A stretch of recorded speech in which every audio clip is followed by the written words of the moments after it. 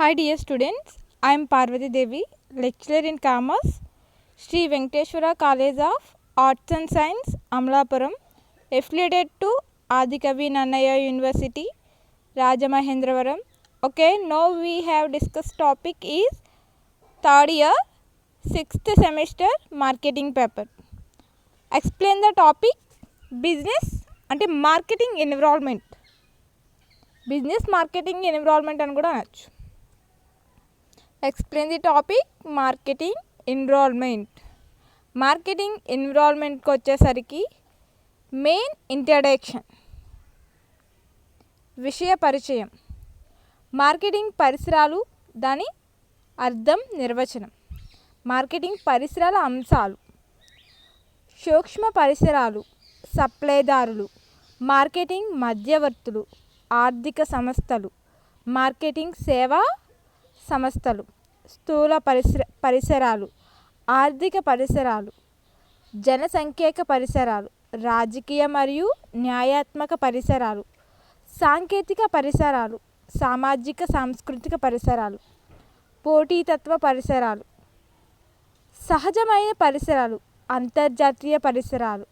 ప్రశ్నావళికి వచ్చేసరికి ఇంట్రడక్షన్, విషయ పరిచయం, వ్యాపార సంస్థ, వ్యాపార సంస్థలు బిజినెస్ ఆర్గనైజేషన్స్ మరియు వాటి విధులను ఒంటరిగా నిర్వహించలేము, వాటికి మనుగడ కూడా లేదు. అవి నిర్వహించే విధులు కూడా పరిసరాలకు అనుగుణంగా మార్చుకోవాల్సి ఉంటుంది. అలాగే మార్కెటింగ్ కార్యకలాపాలు తమంతట తాముగా వ్యవహరించలేవు. మార్కెటింగ్ కార్యకలాపాలు, విధులు పరిసరాల ప్రభావంతో వ్యవహరిస్తాయి. అన్ని మార్కెటింగ్ విధులు మరియు వ్యాపార కార్యకలాపాలు ప్రత్యక్ష లేదా పరోక్ష ప్రభావం చూపే నియంత్రించగలిగిన నియంత్రించలేని పరిసరాలపై ఆధారపడి ఉంటాయి. ఇక్కడ డైరెక్ట్గా కావచ్చు, ఇండైరెక్ట్గా కావచ్చు, నియంత్రించలేని పరిసరాలపై ఆధారపడి ఉంటాయని చెప్పచ్చు. ఒక సంస్థకు 4 వైపుల నుండి చుట్టుకొని ఉన్న పరిస్థితులనే పరిసరాలుగా నిర్వచించవచ్చు. సంస్థలను లేదా వాటి కార్యకలాపాలను ప్రత్యక్షంగా పరోక్షంగా ప్రభావితం చేసే కారకాల లేదా శక్తుల కలయికనే పరిసరాలు అని వ్యవహరిస్తారు. కావున ఏ సంస్థ అయినా తమ వస్తువులను మార్కెట్ ప్రవేశపెట్టే ముందు లేదా కొత్త వ్యాపారంను ప్రారంభించే ముందు తమ పరిసరాలను సక్రమంగా పరిశీలించవలసిన ప్రాథమిక చర్యలను విమర్శించకూడదు. ఇక్కడ మార్కెటింగ్ ఎన్విరాన్మెంట్ని బేస్ చేసుకుని మార్కెటింగ్ ట్రాన్సాక్షన్స్ కావచ్చు, డైరెక్ట్గా కావచ్చు, ఇండైరెక్ట్గా కావచ్చు, తమంతట తామే వ్యవహరించలేవు. ఏ మార్కెటింగ్ అయినా సరే తమంతట తామే డెసిషన్ మేకింగ్ అనేది తీసుకునటం అనేది అసాధ్యం అని చెప్పచ్చు. ఇక్కడ ప్రత్యక్షంగా కావచ్చు, పరోక్షంగా కావచ్చు, డైరెక్ట్గా కావచ్చు, ఇండైరెక్ట్గా కావచ్చు, ప్రభావం చూపే అవకాశం ఉందని చెప్పచ్చు. సంస్థ పరిమాణం ఎంత పెద్దది అయినప్పటికీ, ఎంత విజయవంతమైనప్పటికీ, వనరులు ఎంత మేరకు ఉన్నప్పటికీ, వాటి వినియోగదారులు సేవలు అందించడానికి వినియోగించినప్పటికీ కూడా సేవలు అనేవి వినియోగించినప్పటికీ కూడా వాటి మంచి వస్తువులను అంటే సాంకేతిక పరిజ్ఞానాన్ని ఉపయోగించినప్పటికీ, తమ సిబ్బంది సమర్థవంతమైన పోటీతత్వంను కలిగి ఉన్నప్పటికీ, మంచి వస్తువులను ఉత్పత్తి చేసి పంపిణీ చేసినప్పటికీ కొన్ని సంస్థలు విఫలమవడానికి అవకాశాలు ఉన్నాయి. అంటే ఇక్కడ సాంకేతిక పరంగా ఉపయోగించినప్పటికీ కూడా పరిజ్ఞాని అంటే తమ సిబ్బంది సమర్థవంతులైన కావచ్చు, లేదా పోటీతత్వం కలిగి ఉండినప్పటికీ కూడా మంచి వస్తువులను ఉత్పత్తి చేసి పంపిణీ చేసినప్పటికీ కొన్ని సంస్థలు ఏవైతే ఉన్నాయో ఆ కొన్ని సంస్థలు అనేవి ప్రభుత్వ విధానాలు, వినిమయ రేటు, వినియోగదారుల అవసరాలు మొదలగునవి విశ్లేషణ చేయురు మరియు శ్రద్ధ వహించెదరు. కావున ఏ సంస్థ అయినా విజయవంతమైన వ్యాపారమును కొనసాగించాలంటే ఆ సంస్థ తప్పకుండా తమ పరిసరాలకు అధ్యయనం చేయాలి. ఎందుకనగా ఈ పరిసర శక్తుల అధిక గమనశీలతను కలిగి ఉంటాయి. పరిసర శక్తుల్లో పరిణమించే మార్పులు అనిశ్చితను నెలకొల్పి తద్వారా మార్కెట్లను అవకాశాలుగా దెబ్బతీసి నష్టభయాన్ని పెంచుతాయి. ఇక్కడ ఏం చెప్తుందంటే సంస్థ పరిమాణం పెరిగే కొద్దీ, అంటే సంస్థ పరిమాణం ఎంత పెద్దదైనప్పటికీ కూడా, ఎంత విజయవంతమైనప్పటికీ, వనరులు ఎంత మేరకు ఉన్నప్పటికీ, వాటి వినియోగదారులు సేవలు అందించడానికి వినియోగించినప్పటికీ కూడా సాంకేతిక పరిజ్ఞానాన్ని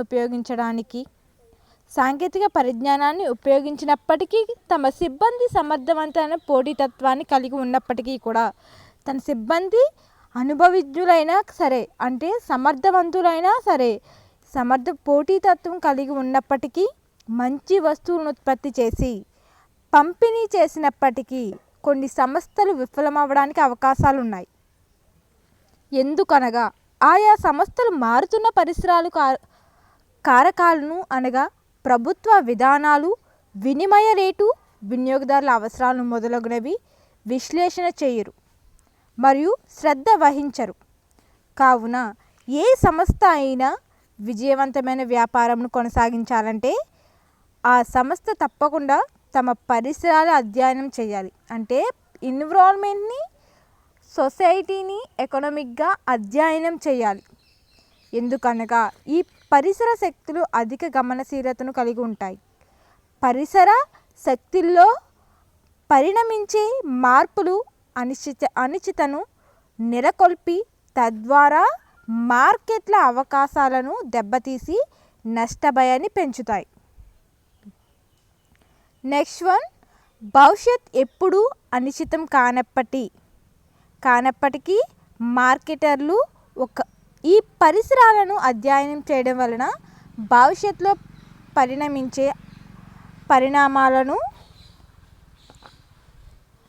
పరిణామాలను కొంత మేరకు అధ్యయనం చేయవచ్చు. మారుతున్న పరిసరాలకు అనుగుణంగా సంస్థలు తమ మార్కెటింగ్ వ్యవహారాలను మార్చుకోవాల్సి ఉంటుంది. కావున మార్కెటింగ్ మేనేజర్ ఈ పరిసర శక్తుల్లో పరిణమించే మార్పులను గుర్తించలేకపోతే అందివచ్చే మార్కెటింగ్ అవకాశాలను చేజార్చుకుంటారు. ఉద్భవించే నష్టభయాలను సమర్థవంతంగా ఎదుర్కొనలేరు. కావున పరిసరాల నిశ్చిత పరిశీలన, విశ్లేషణ నిరంతరంగా కొనసాగాలి. తద్వారా మార్కెటింగ్ విభాగం విజయవంతమైన మార్కెటింగ్ కార్యకలాపాలను, వ్యూహాలను చేపట్టగలుగుతుంది. మార్కెటింగ్ పరిసరాలు అర్థం, నిర్వచనం చూద్దాం. మార్కెటింగ్ గురించి మనం తెలుసుకున్నాం. ఇక్కడ మార్కెటింగ్ పరిసరాలు అర్థం, నిర్వచనం ఏంటంటే marketing environment, meaning and definition.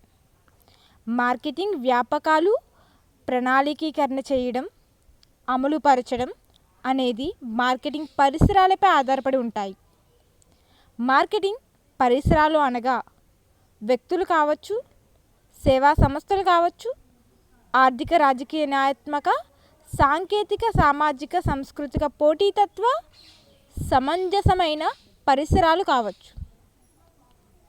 ఈ అన్ని రకాల ప్రభావం సమస్త మార్కెటింగ్ కార్యకలాపాలపై పడుతుంది.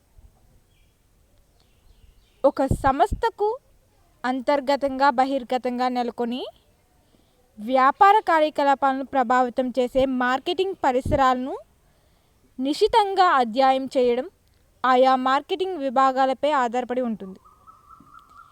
సంస్థపై ఈ రకాల ప్రభావం అనుకూలంగా లేదా ప్రతికూలంగా ఉండవచ్చు. డెఫినేషన్ వచ్చేసరికి ఫిలిప్ కోటర్ ప్రకారం లక్ష్యంగా ఏర్పరచుకున్న వినియోగదారులతో విజయవంతమైన సంబంధాలు నెలకొల్పడానికి, నిలుపుకోవడానికి నిర్వాహకులు సామర్థ్యమును ప్రభావితం చేసే ఒక కంపెనీ మార్కెటింగ్ వెలుపలి చర్యలు, శక్తులను మార్కెటింగ్ పరిసరాలు అంటారు. ఎగ్జాంపుల్ విలియం జే స్టాంటోన్. విలియం జే స్టాంటోన్ ప్రకారం ఒక సంస్థ యొక్క మార్కెటింగ్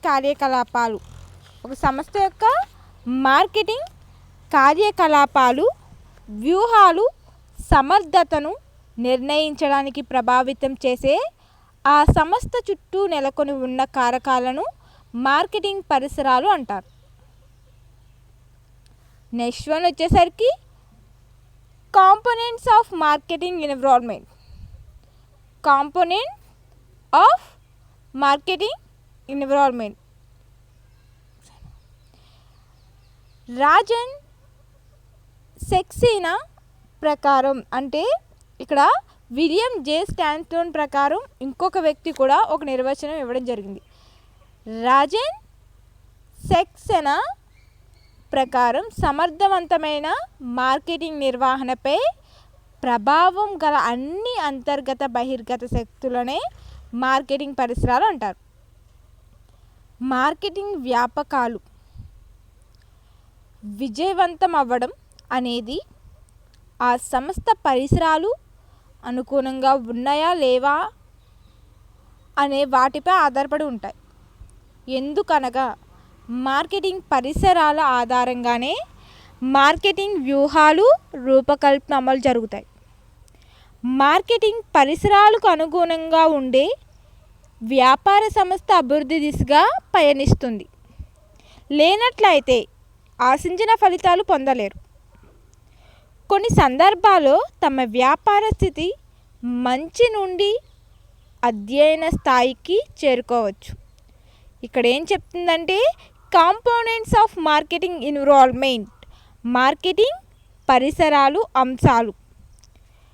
మార్కెటింగ్ పరిసరాలను ప్రధానంగా సంస్థకు వెలుపల ఉండే ముఖ్యమైన శక్తులు ప్రభావితం చేస్తాయి. ఇక్కడ మార్కెటింగ్ పరిసరాలు ప్రధానంగా సంస్థకు వెలుపల ఉండే రెండు ముఖ్యమైన శక్తులు ప్రభావితం చేస్తాయి. అవి సూక్ష్మ పరిసరాలు, స్థూల పరిసరాలు. సూక్ష్మ, స్థూల పరిసరాలు, మైక్రో అండ్ మ్యాక్రో. వీటిని ఈ దిగువ చిత్రపటంగా ఆధారంగా మనం తెలుసుకోవచ్చు. మార్కెటింగ్ పరిసరాలు అంటే మార్కెటింగ్ ఎన్విరాన్మెంట్ అని అర్థం. మార్కెటింగ్ పరిసరాలు అంటే మార్కెటింగ్ ఎన్విరాన్మెంట్. మైక్రో ఎన్విరాన్మెంట్ అంటే సూక్ష్మ పరిసరాలు అని అర్థం. మైక్రో ఎన్విరాన్మెంట్ సూక్ష్మ పరిసరాలు అని అర్థం. Next one macro environment. Micro అంటే సూక్ష్మ, మ్యాక్రో అంటే స్థూల. సూక్ష్మ అంటే పెద్ద, మ్యాక్రో అంటే చిన్న. స్థూల పరిసరాలు మైక్రో ఎన్విరాన్మెంట్. మార్కెటింగ్ పరిసరాలు అంశాలు చూద్దాం. మార్కెటింగ్ పరిసరాలు అంశాలు. Components of marketing environment. Marketing పనితీరుపై సూక్ష్మ, స్థూల పరిసరాలు ప్రభావితం ఉంటుంది. మార్కెటింగ్ పరిసరాలపై సూక్ష్మ, స్థూల పరిసరాల ప్రభావం అనేది ఉంటుంది. ఆ సంస్థ వ్యాపారం కూడా పూర్తిగా వీటితోనే ముడిపడి ఉంటుంది. పూర్తిగా వీటితోనే ముడిపడి ఉండడం అనేది జరుగుతుంది. సూక్ష్మ పరిసరాలు స్థూల పరిసరాలంతా విస్తృతమైనవి కావు. మార్కెటింగ్ సంస్థకు బహిర్గతంగా ఉండే శక్తులు మరియు అంశాలు పరోక్ష ప్రభావమును కలిగి ఉన్నట్లయితే వాటిని స్థూల పరిసరాలుగా పేర్కొనవచ్చు. ఇవి సంస్థ నియంత్రించలేని స్వభావంను కలిగి ఉంటాయి. స్థూల పరిసరాలు అనేవి ఇక్కడ సూక్ష్మకు వచ్చేసరికి సూక్ష్మ పరిసరాలు అంటే మైక్రో ఎన్విరాన్మెంట్ అనగా సమస్త పరిసరాలలోనే నెలకొని ఉండి మార్కెటింగ్ కార్యకలాపాలను ప్రత్యక్షంగా డైరెక్ట్గా ప్రభావితం చేసే శక్తులు లేదా కారకాలు. సమస్త పరిసరాలలోనే నెలకొని ఉండి మార్కెటింగ్ అంటే సంస్థ అనేది పరిసరాల్లోనే నెలకొని ఉండి కలుగుతుంది మరియు తమ ఆధీనంలో ఉంటాయి. ఎవరి ఆధీనంలో ఉంటాయంటే సూక్ష్మ పరిసరాల ఆధీనంలోనే ఉండడం జరుగుతాయి. స్థూల సూక్ష్మ పరిసరాల సంస్థకు అంటే మైక్రో కావచ్చు, మ్యాక్రో కావచ్చు, సూక్ష్మ స్థూల పరిసరాలు సంస్థకు అవసరమైన మార్కెటింగ్ సమాచారం అందిస్తూ తమ మార్కెటింగ్ పనులను సమర్థవంతంగా నిర్వహించడానికి సహాయపడతాయి. కంపెనీ వినియోగదారుల అవసరాలను తీర్చడానికి తద్వారా లాభదాయకతను పెంచుకోవడానికి ఈ స్థూల సూక్ష్మ పరిసరాలకు సంబంధించిన సమాచారాన్ని సరైన విధంగా స్వీకరించాలి. నెక్స్ట్ వన్ వచ్చేసరికి మార్కెటింగ్. ఒక మార్కెటింగ్ సంస్థ సూక్ష్మ పరిసర అంశాలు ఈ దిగువ విధంగా నిర్మాణం అయి ఉంటాయి. ఫస్ట్ వన్ వచ్చేసరికి సప్లైదారులు, సెకండ్ వన్ వచ్చేసరికి కొనుగోలుదారులు వినియోగదారులు, థర్డ్ వన్ వచ్చేసరికి ఆర్థిక సంస్థలు, ఫోర్త్ వన్ మార్కెటింగ్ సేవా సంస్థలు. ఇక్కడ సూక్ష్మ పరిసర అంశాలు అంటే సూక్ష్మ అనేది ఏంటి, మైక్రో ఎన్విరాన్మెంట్ అని అర్థం. మైక్రో ఎన్విరాన్మెంట్ ఇక్కడ నిర్మాణం అంటే ఈ దిగువ విధంగా నిర్మితమై ఉంటాయని కూడా అనవచ్చు. అవి 4 రకాలు. ఇక్కడ మైక్రో ఎన్విరాన్మెంట్ వచ్చేసరికి మైక్రో ఎన్విరాన్మెంట్ వచ్చేసరికి సప్లైదారులు, కొనుగోలుదారులు, వినియోగదారులు, ఆర్థిక సంస్థలు, మార్కెటింగ్ సేవా సంస్థలు. నెక్స్ట్ వన్ వచ్చేసరికి మ్యాక్రో మార్కెటింగ్ ఎన్విరాన్మెంట్ అంశాలు. స్థూల మార్కెటింగ్ పరిసర అంశాలు ఈ దిగువ విధంగా నిర్మితమై ఉంటాయి.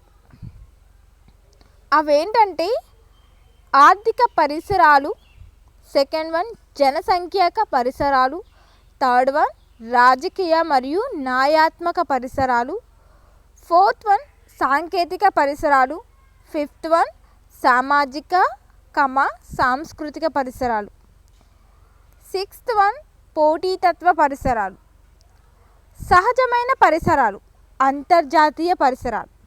ఇక్కడ మనం డయాగ్రామ్ ప్రజెంటేషన్ చూద్దాం. ఈ డయాగ్రామ్ ప్రజెంటేషన్ వచ్చేసరికి సూక్ష్మ స్థూల పరిసరాలు ఈ దిగువ చిత్రం ఆధారంగా అవగాహన చేసుకోవచ్చు. ఇక్కడ ఈ డయాగ్రామ్ ప్రజెంటేషన్ ద్వారా మీకు ఎక్స్ప్లెయిన్ చేయడం జరుగుతుంది. ఈ డయాగ్రామ్ ప్రజెంటేషన్ అనేది ఏంటంటే మార్కెటింగ్ యాక్టివిటీస్. ఈ మార్కెటింగ్ యాక్టివిటీస్ అంటే ఏంటంటే మార్కెటింగ్ కార్యకలాపాలు. ఈ మార్కెటింగ్ కార్యకలాపాలు అనేవి ఫస్ట్ వన్ చూడండి, సూక్ష్మ పరిసరాలు. ఈ సూక్ష్మ పరిసరాలు అనేవి ఏంటంటే మైక్రో ఎన్విరాన్మెంట్. సూక్ష్మ పరిసరాలు ఏంటంటే మైక్రో ఎన్విరాన్మెంట్. ఈ మైక్రో ఎన్విరాన్మెంట్ అనేది మార్కెటింగ్ సేవా సంస్థలు అంటే మార్కెటింగ్ సర్వీస్ ఆర్గనైజేషన్స్ అని అనొచ్చు. మార్కెటింగ్ సర్వీస్ ఆర్గనైజేషన్స్, తర్వాత ఎకనామిక్ ఆర్గనైజేషన్స్ ఆర్థిక సంస్థలు. Next one marketing mediators marketing మధ్యవర్తులు. నెక్స్ట్ వన్ పర్చేజర్స్ అంటే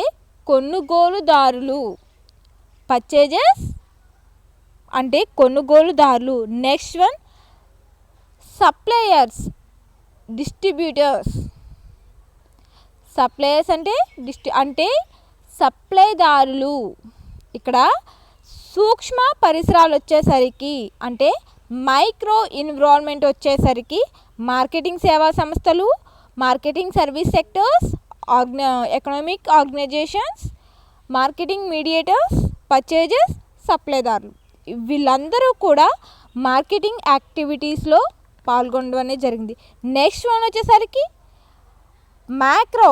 మైక్రో వేరు, మ్యాక్రో ఎన్విరాన్మెంట్ వేరు. మ్యాక్రో ఎన్విరాన్మెంట్ వచ్చేసరికి స్థూల పరిసరాలు. మనం మైక్రో గురించి చెప్పుకున్నాం, ఇప్పుడు మ్యాక్రో వచ్చేసరికి స్థూల పరిసరాలు. ఈ స్థూల పరిసరాలు ఏంటంటే ఇంటర్నేషనల్ పరిసరాలు అంటే ఇంటర్నేషనల్ ఎన్విరాన్మెంట్, అంతర్జాతీయ environment, international environment and economic environment, next politician environment, technical environment, traditional environment, competition environment, సహజమైన పరిసరాలు. అంటే ఇక్కడ మ్యాక్రో ఎన్విరాన్మెంట్ వచ్చేసరికి అంతర్జాతీయ పరిసరాలు, సహజమైన పరిసరాలు, పోటీతత్వ పరిసరాలు, సామాజిక సాంస్కృతిక పరిసరాలు, సాంకేతిక పరిసరాలు, రాజకీయ న్యాయాత్మక పరిసరాలు, జనసంఖ్యాక పరిసరాలు, ఆర్థిక పరిసరాలు. ఇవన్నీ కూడా ఏంటంటే స్థూల అండ్ సూక్ష్మ micro and macro environment depending upon based on marketing activities. Marketing activities is a two types of activities. Micro environment, macro environment. Is a dividing parts based on marketing activities. Marketing కార్యకలాపాలను ప్రభావితం చేసే సూక్ష్మ స్థూల పరిసరాలు సంస్థ అంతర్గతంగా ఉంటూ marketing కార్యకలాపాలను ప్రభావితం చేసే కారకాలుగా సూక్ష్మ పరిసరాలు మరియు సంస్థకు బహిర్గతంగా ఉంటూ మార్కెటింగ్ కార్యకలాపాలు ప్రభావితం చేసే కార్యకలాపాలను స్థూల పరిసరాలు ఈ చిత్రం ద్వారా మనకు గమనించవచ్చు. ఇక్కడ మ్యాక్రో ఎన్విరాన్మెంట్ వచ్చేసరికి మనకేం తెలియజేస్తుంది? మ్యాక్రో అంటే సంస్థ సమీపంలోనే నెలకొని ఉండి మార్కెటింగ్ కార్యకలాపాలను ప్రత్యక్షంగా ప్రభావితం చేసే అంశాలను లేదా శక్తులను సూక్ష్మ పరిసరాలుగా నిర్వహించవచ్చు. ఇవి మార్కెటింగ్ కార్యకలాపాలు నేరుగా ప్రభావితం చేస్తున్నప్పటికీ అవి నియంత్రించే స్వభావం కలిగి ఉంటాయి. సూక్ష్మ పరిసరాలు పరిశ్రమల్లోని అన్ని సంస్థలను ఒకే మాదిరిగా ప్రభావితం చేయకపోవచ్చు. ఎగ్జాంపుల్, ఒక నిర్దిష్టమైన పరిశ్రమకు సంబంధించి అన్ని సంస్థల కొనుగోలుదారులు పరిసరాలు ఒకే విధంగా ఉన్నప్పటికీ సప్లైదారులు మాత్రం వేరువేరుగా ఉండకపోవచ్చు. సప్లైదారులు అనేవాళ్ళు వేరువేరుగా ఉండకపోవచ్చు. సప్లైదారులు పరిశ్రమల్లోని అన్ని సంస్థలకు సరుకు సప్లై చేయడానికి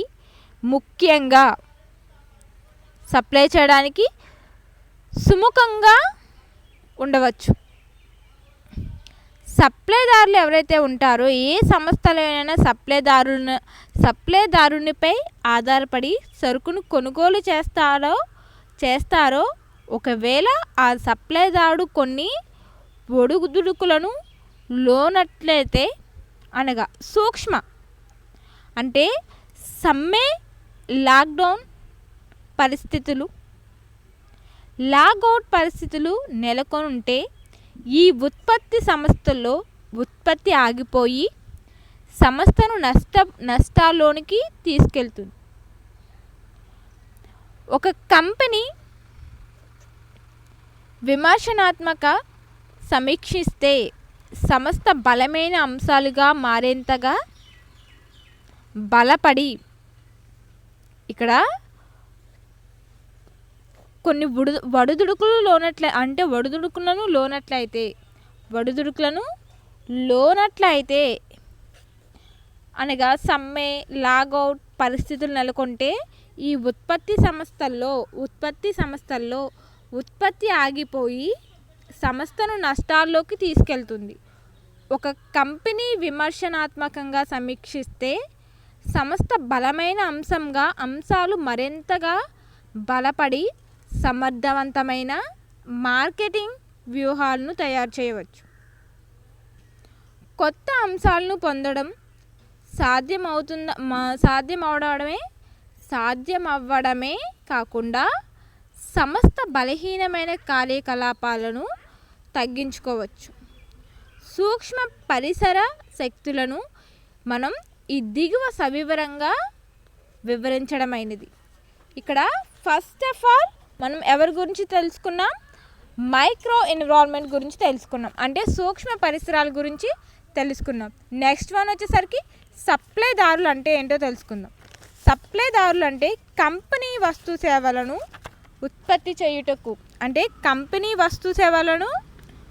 ఉత్పత్తి చేయుటకు అవసరమైన ముడి సరుకు, ఇతర ఉత్పాదక ఇన్పుట్స్ అంటే సరఫరా చేయు వ్యక్తులను లేదా సంస్థలను సప్లైదారులు అందరు.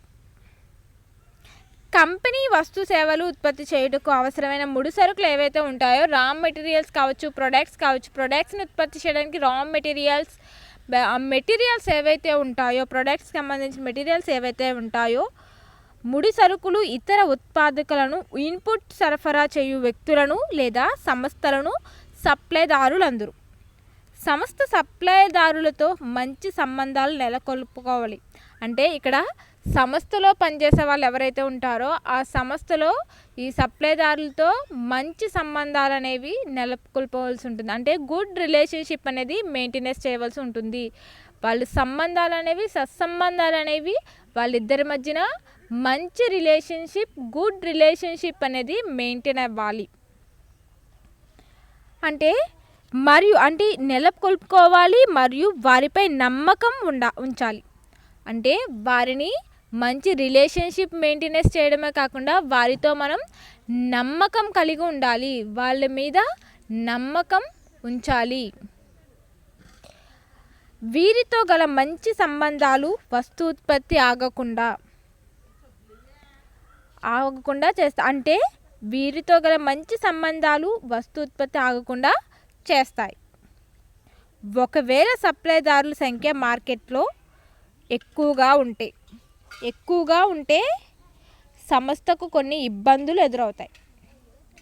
ఒకవేళ సప్లైదారుల సంఖ్య అనేది ఎక్కువ సంఖ్యలో మార్కెట్లో ఎక్కువగా ఉంటే సంస్థకు కొన్ని ఇబ్బందులు ఎదురవుతాయి. ఇక్కడ సప్లై అనేది ఒక చిన్న ఎగ్జాంపుల్ చెప్పాలి అంటే, మార్కెటింగ్ అనేది ఇద్దరి మీద డిపెండ్ అయి ఉంటుంది. మార్కెటింగ్ అంటేనే డిమాండ్ అండ్ సప్లై.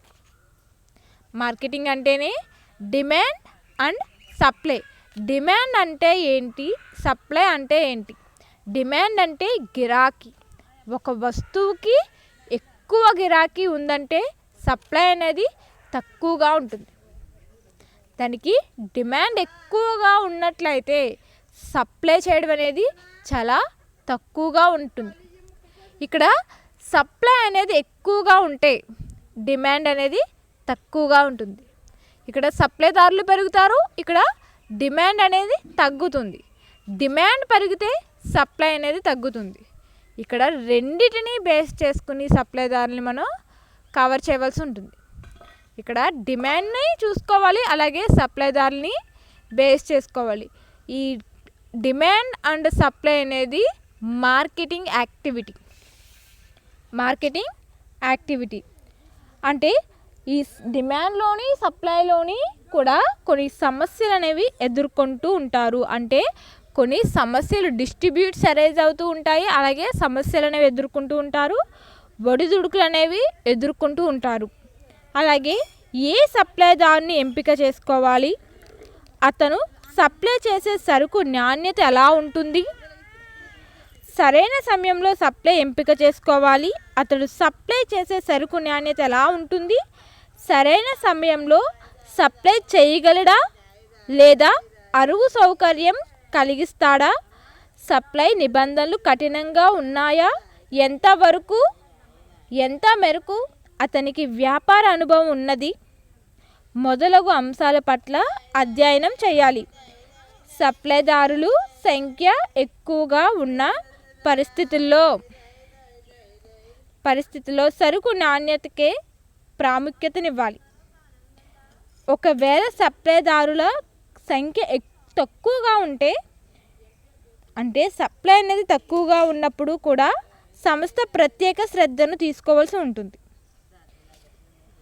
ఉత్పత్తి షెడ్యూల్ను తారుమారు చేయడమే కాకుండా వస్తువు డెలివరీ ఏవైతే ఉంటాయో డెలివరీకి చేసిన వాగ్దానాలు నిర్వర్తించలేకపోవచ్చు. తద్వారా సంస్థ అమ్మకాలను కోల్పోతుంది. వినియోగదారుల నమ్మకం, విశ్వాసం, విధేయతను దీర్ఘకాలంగా కోల్పోవచ్చు. శాశ్వత నష్టాన్ని భరించవలసి వస్తుంది. ఇక్కడ సప్లైదారులు అనేవాళ్ళు ఏం చేయడం జరుగుతుందంటే, ఏం చేస్తూ ఉంటారంటే, ఏ సప్లైదారుడైనా సరే ఎంపిక చేసుకోవాలి. సప్లైదారులను మనం ఎంపిక చేసుకోవాలి. అతను సప్లై చేసే సరుకు నాణ్యత ఎలా ఉంటుంది, అతను సప్లై చేసే సరుకుని క్వాలిటీని కానీ క్వాంటిటీని కానీ చూడడం జరుగుతుంది. అతను సప్లై చేసే సరుకు విధానం బెస్ట్ క్వాలిటీయా, చీప్ క్వాలిటీయా, ఎలాంటి పరిమాణంతో కూడుకున్న సరుకును అతను ప్రొడ్యూస్ చేస్తున్నాడు అనేది వాళ్ళు సప్లైదారుల సంఖ్యతో అంటే ఎంపిక చేసుకోవడం అనేది జరుగుతుంది. అతను సప్లై చేసే వరకు సరుకు నాణ్యత ఎలా ఉంటుంది, సరైన సమయంలో సప్లై చేయగలుగుతాడా, అరువు సౌకర్యం కలిగిస్తాడా, సప్లై నిబంధనలు కఠినంగా ఉంటాయా, ఎంత మేరకు అతను వ్యాపార అనుభవం ఉన్నది మొదలగు అంశాల పట్ల అధ్యయనం చేయాలి. అనేది చేయాలి. సప్లైదారుల సంఖ్య ఎక్కువగా ఉన్న పరిస్థితుల్లో సరుకు నాణ్యతకే ప్రాముఖ్యత ఇవ్వాలి. సప్లై ఎంత ఎక్కువగా ఉంటే ప్రొడక్ట్ కూడా అంత బెస్ట్గా ఉండాలి. ఆ ప్రొడక్ట్ అనేది అంత క్వాలిటీని క్వాంటిటీని మెయింటెనెన్స్ చేయాలి. సప్లై ఎక్కువగా ఉందని చెప్పేసి ఆ ప్రొడక్ట్లో ఎటువంటి చేంజెస్ కానీ మార్పులు కానీ తీసుకురాకూడదు. అంటే దాని యొక్క క్వాలిటీని కానీ క్వాంటిటీని కానీ తగ్గించకూడదు. సప్లై ఎక్కువగా ఉన్న మనం హై క్వాంటిటీని మెయింటెనెన్స్ చేస్తూ ప్రొడ్యూస్ చేయవలసి ఉంటుంది. అంటే సప్లై చేయవలసి ఉంటుంది. డిమాండ్ ఎక్కువగా ఉన్నా సరే, సప్లై ఎక్కువగా ఉన్నా సరే, క్వాలిటీ కానీ క్వాంటిటీలో కానీ ఎటువంటి చేంజెస్ తీసుకురాకుండా మనం బెస్ట్ క్వాలిటీని ప్రొడక్ట్ని ప్రొడ్యూస్ చేయవలసి ఉంటుంది. ఒకవేళ సప్లైదారుల సంఖ్య తక్కువగా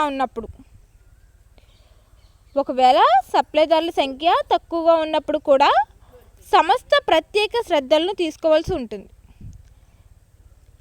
సరుకు ధరలో వ్యత్యాసాలు, సప్లై కాలం, సరుకు ఎక్కువగా డెలివరీ కావడం మొదలగు ఘటనలు ఏవైతే ఉంటాయో ఉత్పత్తి షెడ్యూల్ను తారుమారు చేయడమే కాకుండా వస్తువు డెలివరీ చేసిన వాగ్దానాలు నిర్వర్తించలేవు. తద్వారా సంస్థ అమ్మకాలను కోల్పోతుంది. తద్వారా సంస్థ అనేది సేల్స్ని కోల్పోవడం జరుగుతుంది, అమ్మకాలను కోల్పోవడం జరుగుతుంది. వినియోగదారుల సరుకు ఏదంటే ఉంటుందో వినియోగదారుల నమ్మకం, విశ్వాసం, విధేయతను దీర్ఘకాలం కోల్పోవచ్చు. అంటే వినియోగదారులు ఎవరైతే ఉంటారో, కస్టమర్స్ ఎవరైతే ఉంటారో వాళ్ళ నమ్మకం కానీ, వాళ్ళ హోప్స్ కానీ, వాళ్ళ విశ్వాసాన్ని, విధేయతను, రిలేషన్షిప్ని దీర్ఘకాలం కోల్పోవచ్చు. శాశ్వత నష్టాన్ని భరించవలసి ఉంటుంది. అంటే శాశ్వత నష్టాలను భరించవలసి ఉంటుంది. నెక్స్ట్ వన్ వచ్చేసరికి కావున మార్కెటింగ్ మేనేజర్లు సప్లైదారులతో సన్నిహితంగా పనిచేస్తూ వారి పని రీతును శ్రద్ధగా గమనిస్తూ అవసరమైన సందర్భాల్లో మందలిస్తూ, అంటే మార్కెటింగ్ మేనేజర్స్ అనేవాళ్ళు సప్లైదారులు సన్నిహితంగా, అంటే మార్కెటింగ్ మేనేజర్స్ అనేవాళ్ళు ఎవరైతే ఉంటారో సప్లైదారులు ఎవరైతే ఉంటారో వాళ్ళతో మంచి గుడ్ రిలేషన్షిప్ మెయింటెనెన్స్ చేస్తూ, అలాగే వాళ్ళతో మందలిస్తూ స్నేహితంగా, అంటే ఫ్రెండ్స్గా వాళ్ళని భావిస్తూ చాలా క్లోజ్గా మూవ్ అవుతూ పనిచేస్తూ ఆ పనితీరుని శ్రద్ధగా గమనిస్తూ అవసరమైన సందర్భాల్లో కొన్ని సందర్భాల్లో వాళ్ళ మీద మందలిస్తూ అథారిటీ చేస్తూ అజమాయిషీ చేస్తూ మందలిస్తూ ఉండాలి. సంస్థలు విధేయత గల సప్లైదారులతో దీర్ఘకాలం ఒప్పందాలు చేసుకుంటాయి. ఎవరైతే నిజాయితీ గల సంస్థకు సప్లైదారులు ఉంటారో ఆ ఒప్పందాలు చేసుకోవడం అనేది జరుగుతుంది. దీనివలన సప్లైదారుల్ని సంస్థ పనిలో బంధితుని చేయడమే కాకుండా నాణ్యమైన సరుకులను సప్లై చేయటకు కార్యదీక్షులవుతాడు. నెక్స్ట్ వన్ బయ్యర్స్ అంటే పర్చేజర్స్. బయ్యర్స్ అనే వాళ్ళు ఏంటంటే కొనుగోలుదారులని అర్థం. సంస్థ కార్యకలాపాలు ప్రభావితం చేసే రెండవ సూక్ష్మ పరిసర కారకం ఏమనగా కొనుగోలు సంస్థ మనుగడకు దోహదపడమే ముఖ్యమైన వ్యక్తులే కొనుగోలుదారు. ఇక్కడ బయ్యర్స్ అనే వాళ్ళు ఎవరంటే కొనుగోలుదారులు. సంస్థ కార్యకలాపాలను ప్రభావితం చేసే రెండవ సూక్ష్మ పరిసర కారకంగా ఏమనగా కొనుగోలుదారులు సంస్థ మనుగడకు దోహదపడే ముఖ్యమైన వ్యక్తులే కొనుగోలుదారులు. వీరినే సంస్థ యొక్క కస్టమర్లుగా లేదా వినియోగదారులుగా పరిగణిస్తారు. వస్తు వినియోగదారులు లేనట్లయితే వ్యాపారం అనేది ఉండదు, మార్కెటింగ్ ఉండదు. కావున మార్కెటింగ్ పరిసరాల్లో ముఖ్యమైనవి వినియోగదారులను సంతృప్తిపరచడం, సరైన వస్తు సేవలు కలయిక ద్వారా సంస్థ తమ వినియోగదారులను లేదా లక్ష్యంగా ఏర్పరచుకున్న మార్కెటింగ్ పరిసరాలను తీర్చే ప్రయత్నం చేస్తాయి.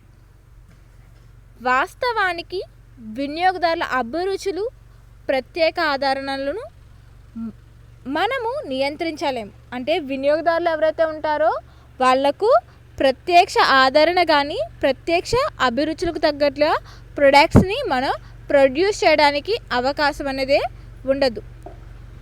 అయినప్పటికీ అనేక చర్యలు చేపట్టడం ద్వారా కొంత మేరకు వీటిని నియంత్రించి వినియోగదారుల కొనుగోలు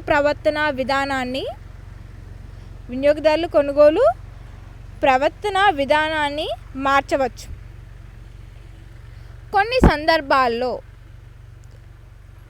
వినియోగదారుల అలవాట్లు, అభిరుచులు, ఆధిక్యాలను మార్చడానికి వ్యాపార ప్రకటనలు భూమిక నిర్వహిస్తాయి. కొన్ని సందర్భాల్లో ఎన్ని చర్యలు చేపట్టినప్పటికీ మనసు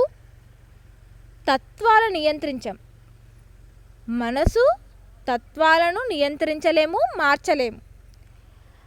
వారి మనసులు ప్రభావితం చేయలేకపోవడం వలన, అంటే వాళ్ళని సాటిస్ఫాక్షన్ చేయలేకపోవడం వలన కొన్ని సంస్థలు మూతపడే అవకాశాలు ఉంటాయి. కావున ఏ సంస్థ అయినా కొనుగోలుదారు అవసరాల పట్ల శ్రద్ధ వహించాలి. ఏ సంస్థ అయినా కొనుగోలుదారుల అవసరాల పట్ల శ్రద్ధ అనేది వహించాలి. వారి కోరికలను వినవలసి ఉంటుంది. అర్థం చేసుకోవాలి. ఏ సంస్థ అయినా వారి కోరికలను విని వాళ్ళను అర్థం చేసుకోవాలి. అలా చేసుకున్నట్లయితే వారి కోరికలను సంస్థ విజయం అనేది సాధిస్తుంది. సంస్థ మార్కెటింగ్ కార్యకలాపాలకు వినియోగదారుల అవకాశాలు మేరకు రూపొందించాలి. ఓకేనమ్మా. నెక్స్ట్ టాపిక్ తర్వాత చూద్దాం. మోస్ట్ ఇంపార్టెంట్ క్వశ్చన్ ఏంటంటే బిజినెస్ ఎన్విరాన్మెంట్. ఓకేనా, థర్డ్ క్వశ్చన్. నెక్స్ట్ చూద్దామమ్మా క్వశ్చన్.